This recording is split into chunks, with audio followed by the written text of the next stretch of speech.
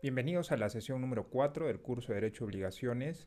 Mi nombre es Giancarlos Concha, soy abogado de profesión y en esta sesión vamos a analizar una categoría jurídica muy importante dentro del derecho y obligaciones denominada la teoría del riesgo. Comenzamos. Dentro del mundo del derecho de las obligaciones puede existir un supuesto donde la prestación a la cual está obligado a cumplir el deudor, por ejemplo, la entrega de un bien cierto o la obligación de dar un bien cierto puede estar sujeta a diversas contingencias, como por ejemplo la pérdida del bien. O sea, en el interín del nacimiento de una obligación puede existir la posibilidad de que este bien a la cual se encuentra obligado a entregar el deudor se pierda o se deteriore. Entonces surge la pregunta, ¿el riesgo a quién debe recaer o sobre qué persona debe recaer o sobre qué sujeto como elemento de la obligación debe recaer? Es decir, esta pérdida o deterioro del bien debería recaer dentro del círculo de influencia del deudor o del acreedor.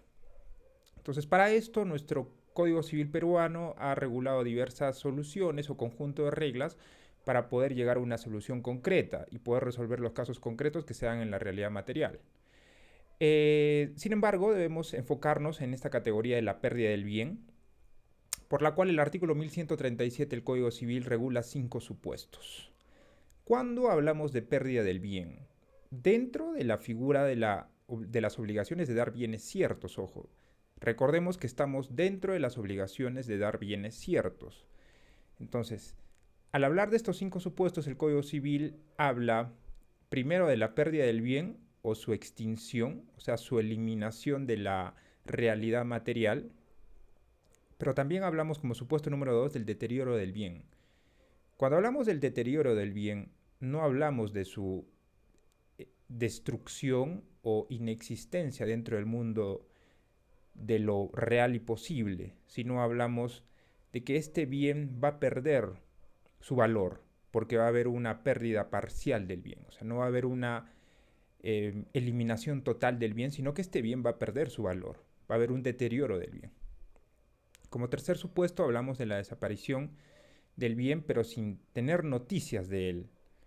El Código Civil habla, como tercer supuesto, de que cuando desaparece un bien y no se tiene ningún tipo de noticias del bien, entonces también recaemos dentro de la figura de la pérdida del bien, ¿no? Imagínese, por ejemplo, que A y B celebran un contrato de transferencia de un bien mueble, donde B se compromete a importar un bien mueble de China, no sé, imagínese una laptop desde China, y en el interín de que se está trasladando el contenedor por el Océano Atlántico, Pacífico, para que llegar, digamos, al puerto del Callao, el barco que estaba transportando este bien se pierde, ¿no? Se pierde, se volca en alta mar y por ende todos los contenedores que traían la mercadería se pierden y se llega a determinar de que es imposible determinar la ubicación de este barco, ¿no? Como ejemplo concreto. Entonces, en este caso, al hablar de una desaparición sin tener noticias del bien, hablamos de una pérdida del bien, ¿no? Sin embargo, como cuarto supuesto también hablamos de la desaparición del bien, pero donde sí se tiene noticias de dónde está, pero sin embargo hay una imposibilidad de recuperar el bien. Entonces, en el caso anterior, en el mismo ejemplo, imagínese que al momento de importar este contenedor donde se encontraba la laptop, en base a la tecnología del barco transportador, se puede lograr saber la ubicación del barco donde está y por ende el contenedor. Pero debido a un tema ya natural en cuanto a las profundidades del mar, es imposible recuperar el bien.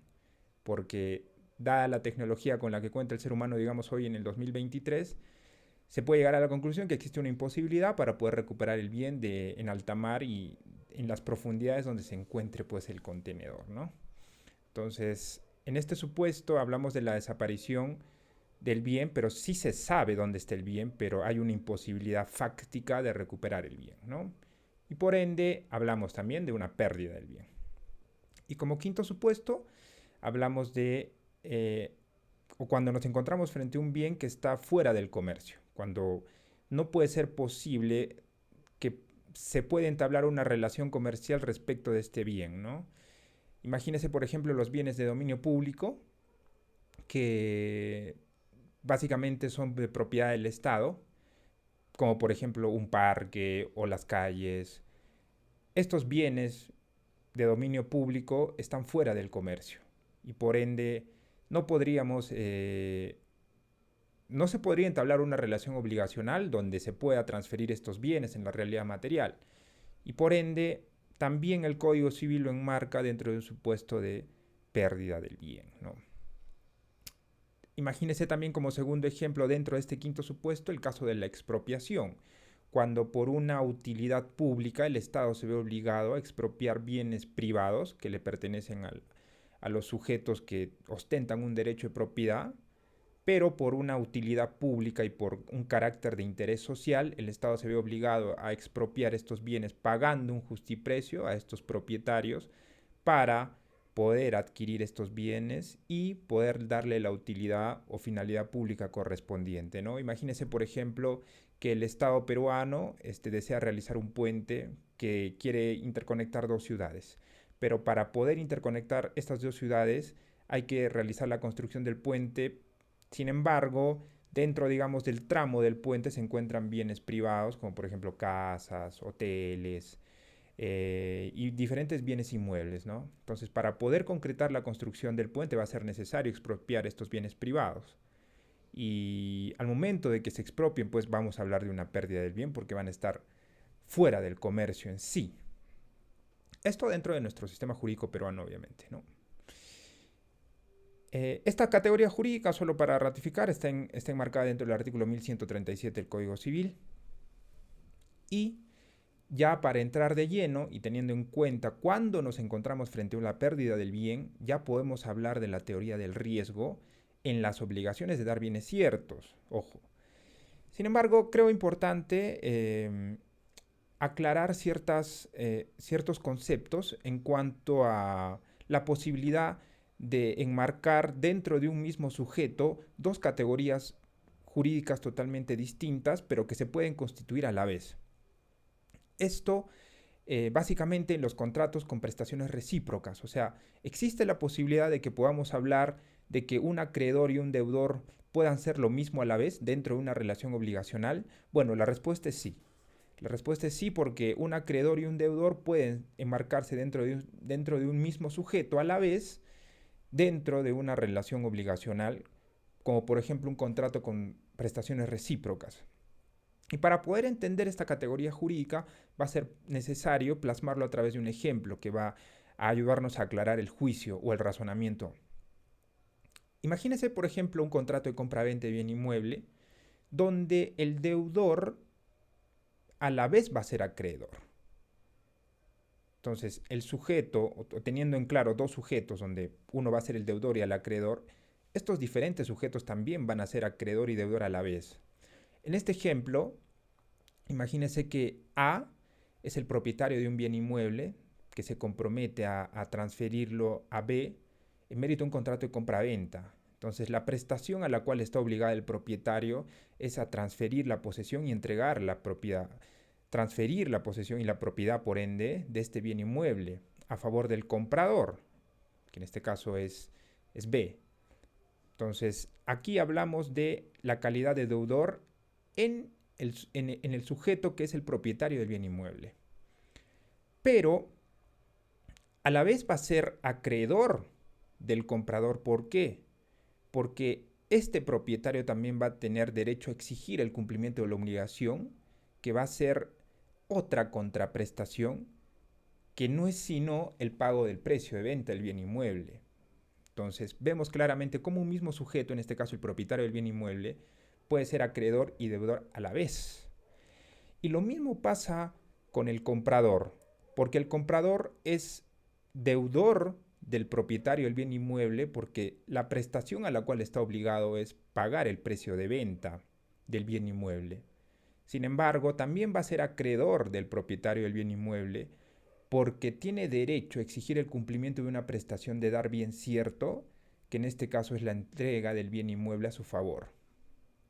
Entonces, teniendo clara esta figura jurídica, recién podríamos, o bueno, teniendo aclarado esta figura de de dos categorías jurídicas y se pueden enmarcar dentro de un mismo sujeto? Bueno, la respuesta es sí, y lo vemos claramente reflejado en los contratos con prestaciones recíprocas, donde existen un conjunto de prestaciones a la cual están obligados diferentes sujetos, en este caso el deudor y el acreedor, que se puede constituir a la vez en una misma persona, ¿no?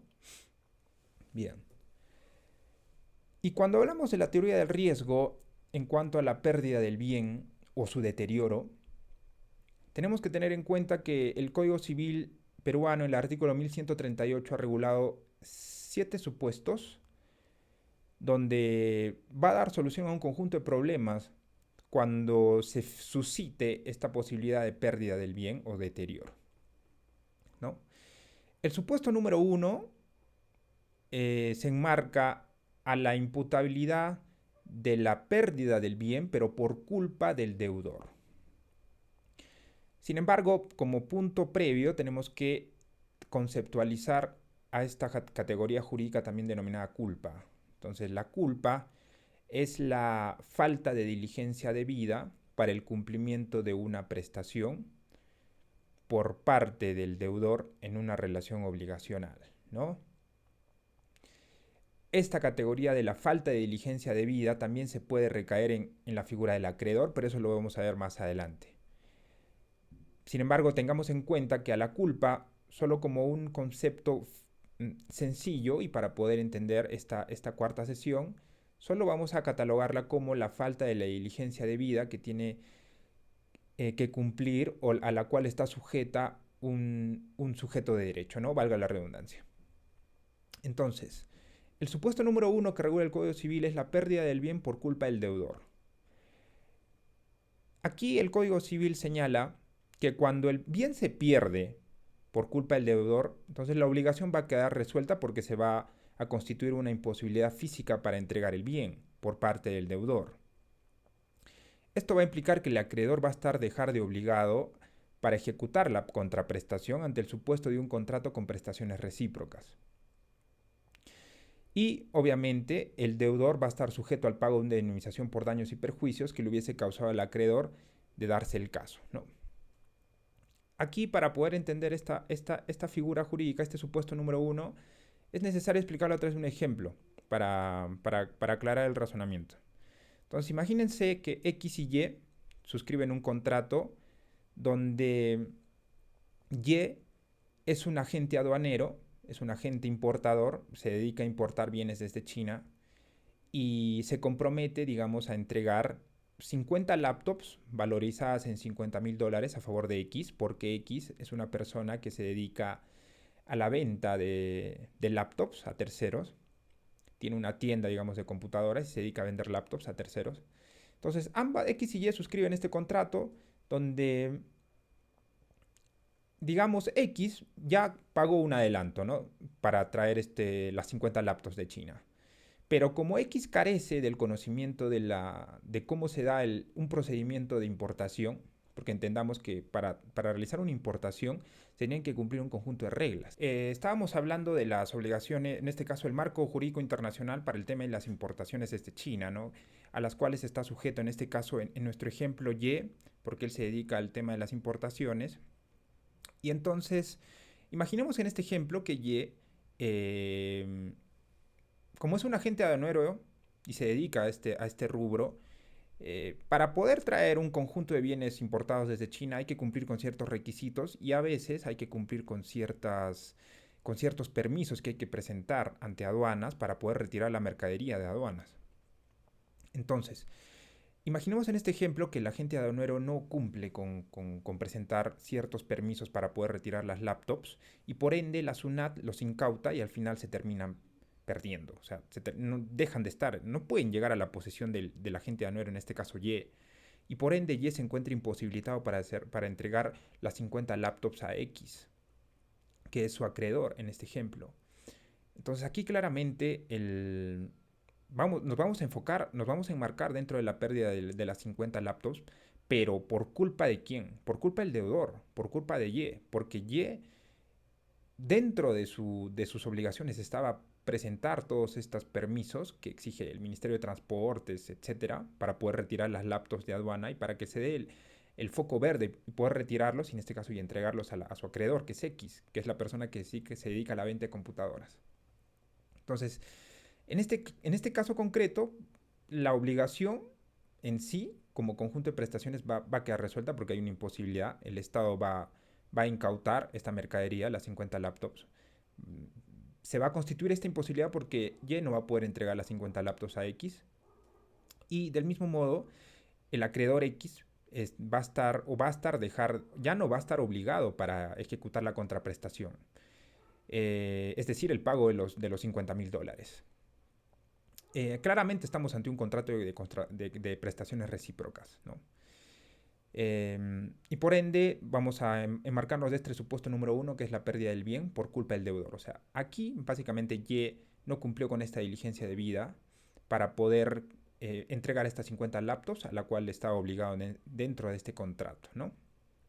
Ahora bien, en este caso concreto, claramente podemos hablar también de un daño por responsabilidad contractual, un daño patrimonial en sí. Pero esta es otra categoría jurídica que va a ser imposible poder desarrollarla en este curso porque es otro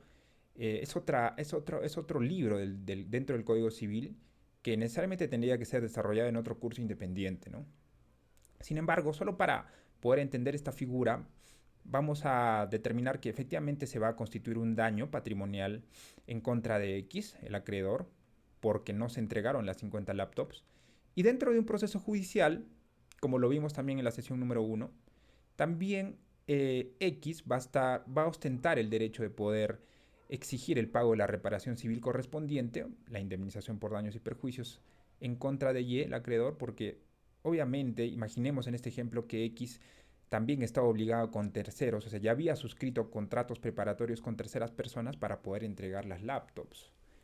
Entonces, claramente se va a constituir un daño patrimonial en contra de X. Entonces, él también va a tener la posibilidad de poder demandar a Y por responsabilidad civil contractual, ¿no? Por los daños y perjuicios acaecidos en este caso.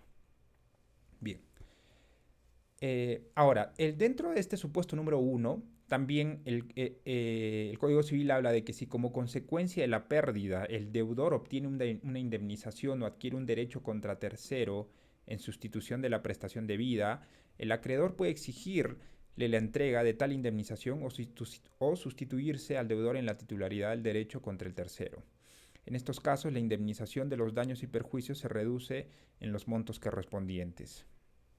Imaginemos que al momento de realizar la importación, el acreedor Y también había suscrito un contrato de seguro en caso surja esta contingencia de la imposibilidad de poder entregar los 50 laptops. O sea, ¿a qué me refiero con eso? Se suscribe un contrato de seguro donde Y se obliga a poder entregar estas 50 laptops a pesar de que existe esta contingencia en aduanas, ¿no? En este caso concreto, X se podría subrogar para la entrega del monto dinerario que va a reemplazar el valor de la entrega de las 50 laptops con la empresa aseguradora y de esta forma aminorar este daño patrimonial a la cual en el caso anterior X estaba favorecido, ¿no? O tendría un derecho para poder recuperar, en este caso, la pérdida por el daño patrimonial directo que ha sufrido. Entonces, el Código Civil habla también de que el acreedor, en este caso X, se podría subrogar y por ende si es que el deudor recibe una indemnización como consecuencia de esta relación contractual, entonces también podría sustituirse en el deudor y poder recibir esta indemnización. Y si es que dentro del proceso judicial o si es que se inicia un proceso judicial de indemnización por daños y perjuicios en contra del deudor, entonces le entrega este monto dinerario proveniente de esta indemnización por la cual se va a subrogar, se tendría que reducir definitivamente, ¿no? Entonces este artículo nos apoya para poder entender esta figura en caso surja una indemnización a favor del deudor donde el acreedor se subrogue, ¿no? Para la entrega de esta. Bien. Hablamos ahora del supuesto número 2, pero ya no de la pérdida como extinción del bien dentro del mundo material, sino hablamos del deterioro del bien por culpa del deudor. Cuando hablamos del deterioro del bien por culpa del deudor, es cuando el acreedor puede optar por resolver la obligación. O sea, esta es una solución también que nos da el Código Civil. O sea, entendamos que el bien no se va a perder completamente, sino que se va a deteriorar. O sea, va a disminuir su valor, producto de diversas circunstancias que se van a dar en la realidad, pero no vamos a hablar de una eliminación total. En el ejemplo concreto se hubo una pérdida total del bien porque SUNAT los incautó, era imposible recuperarlos. Pero al momento de hablar del deterioro no estamos hablando de una pérdida total, sino estamos hablando básicamente de la disminución del valor de un bien en concreto. Entonces, cuando hablamos del deterioro del bien por culpa del deudor, el Código Civil nos da diferentes soluciones para poder resolver este caso concreto y hablamos de que el acreedor puede optar por resolver la obligación. Y como segundo punto, el acreedor también tendrá la potestad de recibir el bien en el estado en que se encuentre y exigir la reducción de la contraprestación si lo hubiere. Y en ambos casos aplica definitivamente la pretensión ya en la vía judicial de la indemnización por daños y perjuicios a favor del acreedor. ¿No?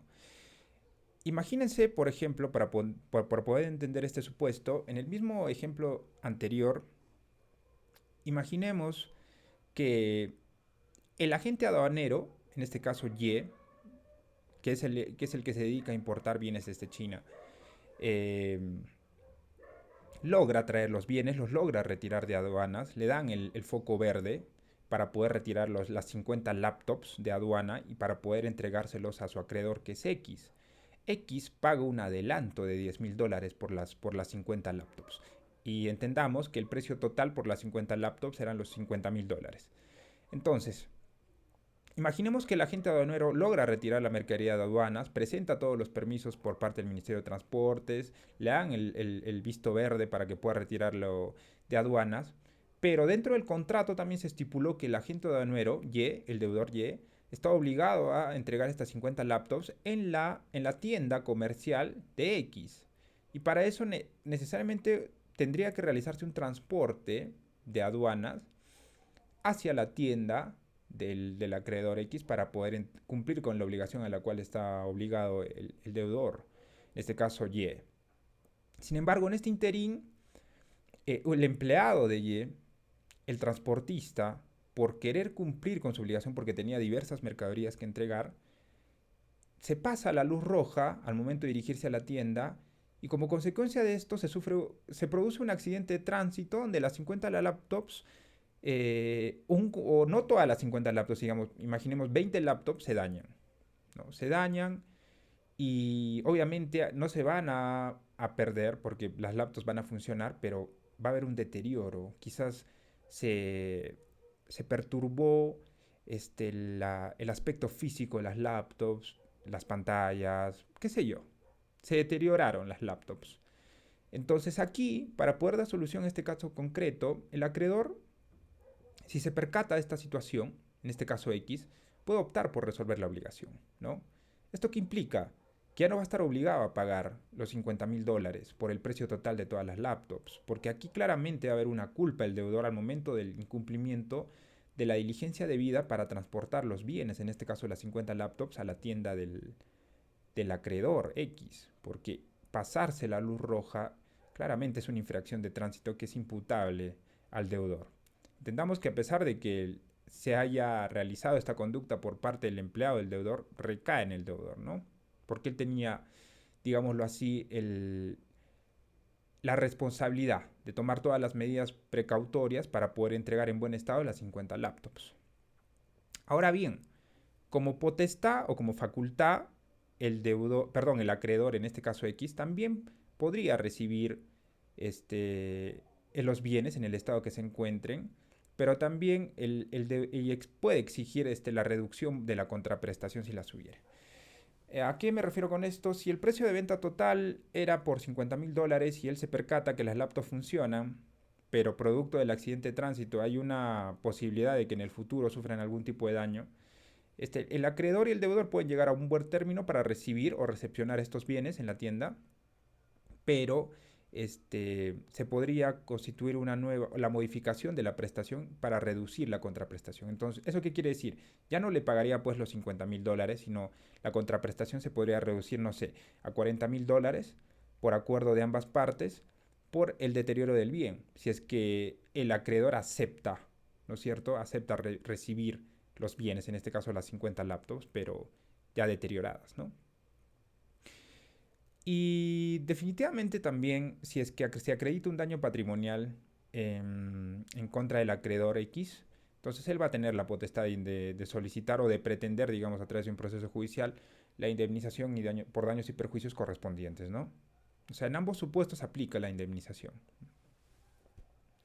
Y también tal cual como hablamos en el supuesto número 1, si es que el deudor recibe una indemnización o un derecho contra tercero por este tema de la prestación a la cual estaba obligado a cumplirla, el acreedor también se puede sustituir, ¿no? Para minorizar o reducir este daño patrimonial a la cual se ha visto afectado.